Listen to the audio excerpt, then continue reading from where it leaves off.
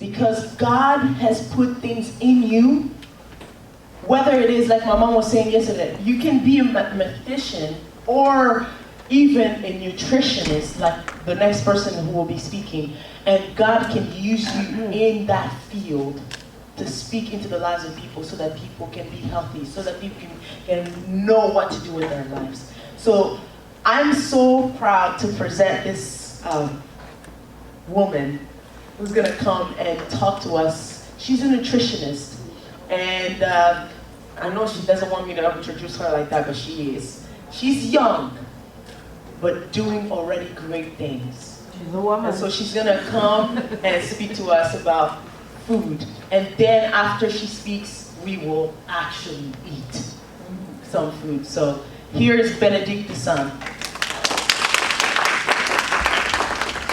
Putting in your plates that when your kids see, they can start doing the same thing. A lot of kids that we get in our center, they come with issues with restricting, binging, eating a lot of foods, or they were binging and now they're restricting. When you look at the core, usually it's parents. We have a child that came to us and she was binging, and I was having a session with them. I was like, how did you transfer from binging to now starting to restrict on your food? And he told me, my dad was actually eating a lot of food, like overeating. They would eat anything that they found. Fine. And then one day, suddenly, they started exercising and cutting on carbs, cutting on fat. And then I thought, maybe that's what I should do. And they started doing that and went over what they needed to do. So, and a lot of parents, when they come and we start doing sessions with them, they realize, oh, well, they were actually watching me when I was doing those things. So it's really important to be, to have that purpose. Why am I eating this way? Why am I doing this? The other point was being self-aware, or being aware of what you're doing, being aware of your surroundings. Am I impacting people by what I am doing? Am I aware of what I'm putting on my plate? Is this helping me? Is this building my health, or is it destroying my health?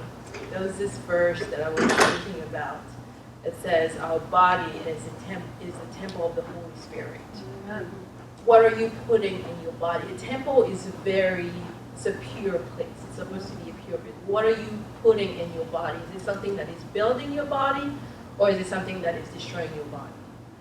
I will talk more about that because we are in a generation where we're labeling food. This food is good, this food is bad. I'm not into that. I say eat whatever you want to eat, as long as you're happy with it. But as you eat those things, you need to be able to balance and have moderation. And in your moderation is knowing how to stop when you are full, when you had enough.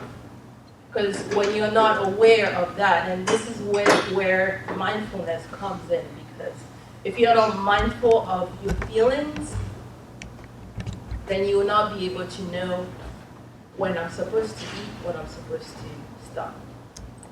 So knowing all those things is very important when you are nourishing your body, when you're eating, but also if you want to impact other people, because as women, we are nurturers. As much as some people don't want to admit that, a lot of us here are the ones that go do groceries for our families, prepare the meals for our families. So you are the one that is setting, how can I say it? You're preparing the health of the next generation. If your kids are not healthy, whatever you give them is who they are going to become. And what they become is what your grandkids will become. So if you're giving them the good food, or the food that is going to help them to be healthy, to be able to perform, then you will have the best results. I was just reading when I was, before I had a session with one of our clients, and I realized that 1/5 of the energy that we put in our body is just to help our brain to function. 1/5. So that's 25%. So if you are not eating what your body is requiring, you're not able to think. And one of the clients that we have right now has restricted for about 4 years. She doesn't eat, she doesn't want anything. You put food on the table, she won't eat. And as you can say whatever you say you can die. She's like, I did it for 4 years, so I know how to manage this.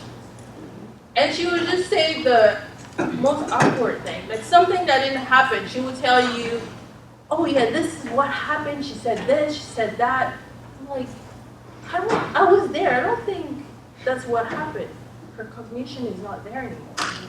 She's not able to think because she's not getting the nutrition that she's supposed to get. Because you're waking up, because you're able to walk, because you're able to talk, doesn't mean that you're right in your mind. You're losing your senses slowly. And by the time you realize it, we might not be able to reverse that. So it's really important to make sure that what you're eating is helping your body and is really nourishing. I wanted to give the basic or the main nutrient groups that we have, which most of us know. We have carbs or starches, we have proteins, we have vegetables and fruit together, and we have dairy and we have fat. All of that are important every single day. Some people will say, yeah, I have to cut on carbs because they're bad. Do you guys know that carbs can boost our emotions? Like to be able to be happy. Like the hormone called serotonin is released when we have carbs. And you will take all the pills that you want, but I'll tell you, food is the best medicine. God created those things because He knows that this is what we needed. And one of the verses that we were having here was like, everything that God did was good. Except for the fact that we weren't there yet. Everything He created was good. So when people tell you cut on carbs, I'm just going to do my proteins, I always have this analogy where there's 5 people that have to work for this job to be accomplished. If I take one away, that means 4 of them have to work for that one person that was taken away. If you take away the carbs, that means the proteins, the fat, and everything else have to work for the carbs that you took away, which means they might not be able to perform at the full level that they were supposed to do. They can work for a week, for 2, but then they will be exhausted. Because they'll be like, that's not my job anymore. So I just wanted to remind us about that. And then another thing that I wanted to say, I wrote this. From a young age, do feed your kids with positive words. You are the God in the world. Empower one another, making positive comments about the weight, about the shape, about the size of your kids. And it starts from the ground up. Empower your children, feed them, choose wisely for them, but don't label food. Give them the freedom, but make sure they balance their food. And it's a routine that you have to set by being an example for them. You have to choose, what are you putting on your plate? I remember when I was growing up, my mom would always make sure that we have breakfast before we go to school. And when we come back, there was always vegetables, protein, and some kind of starch. Always. And we'll have, which for us dinner was lunchtime. And then like our system was a little bit different. It's like European system. And then you can have snack in between. But we had to sit down to eat, even though I know I would just stick to meat sometimes. I was just like, I don't like this food. But now, being a dietitian, I'm forced to eat some kind of food, and I'm not open to a lot of variety of food. You have to be open. Some people just eat the same thing over and over again. And our body talks to us. If you're missing on vitamin B12, you will crave for some food and you don't know why. It's because the body is needing that vitamin. You can't be eating orange every day and say, I had my fruits for the day. No. Try something new, because there might be vitamins or minerals that your body needs. Yeah. Don't want to be too long. One thing that I wanted to also, another things I wanted to share was the 2 recipes that we have here. The chicken noodle casserole and the pumpkin bread. They are not my recipes. I do cook them, so I thought they were good options for us to try at home. And the chicken noodle casserole, actually we made it with the Saudi. They came at home one time and I was working on this project, and we actually took pictures of this and we ate that together. You can look through it. I think it's self-explanatory, the steps for those, and pumpkin bread. And I had intentionally put a lot of carbs because I know society is telling us to cut on carbs. Cakes are bad for you. You're good.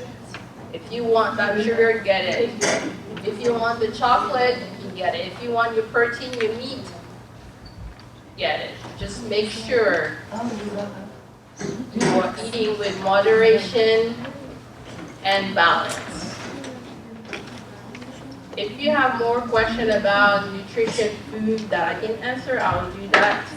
I'm here all day, so that's... Yes, there was a question already. Did you have a question for her? Oh, no. Okay. So that was my little talk for you guys about nutrition. And I hope Thank you. Before Debbie comes, she cooks so well. Yes. You know, we were not allowed to bring any food here, but maybe in the future when we are in a place where we can cook or something, I think she will do something. She can really cook.